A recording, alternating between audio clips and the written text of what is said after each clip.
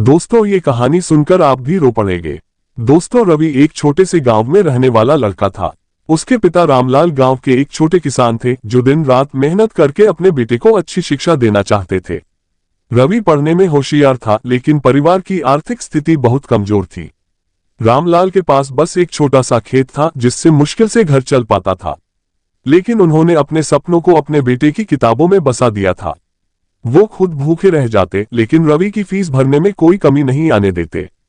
दोस्तों, रवि को शहर के एक अच्छे कॉलेज में दाखिला मिल गया, लेकिन फीस, किताबें, रहने का खर्च सब कुछ बहुत महंगा था।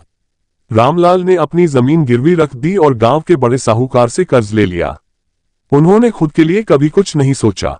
बारिश कम होने से खेती बर्बाद हो गई, लेकिन उन्होंने अपने बेटे की पढ़ाई पर आंच नहीं आने दी। रवि को इस संघर्ष की पूरी खबर नहीं थी। जब भी वह फोन करता, रामलाल हमेशा यही कहते, बेटा बस अपनी पढ़ाई पर ध्यान दो, बाकी सब ठीक है। पिता का आखिरी बलिदान। समय बीतता गया और रवि ने कड़ी मेहनत करके अपनी पढ़ाई पूरी कर ली।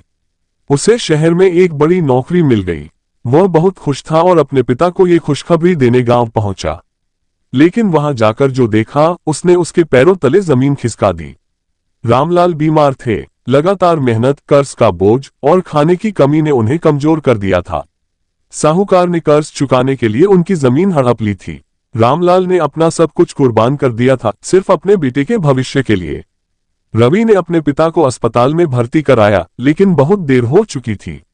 रामलाल ने अपने बेटे का हाथ पकड़ा और धीमी आवाज में कहा, तू अपनी मंजिल पर पहुंच गया बेटा, अब मुझे कोई चिंता नहीं। और फिर उन्होंने अपनी आंखें हमेशा के लिए बंद कर ली।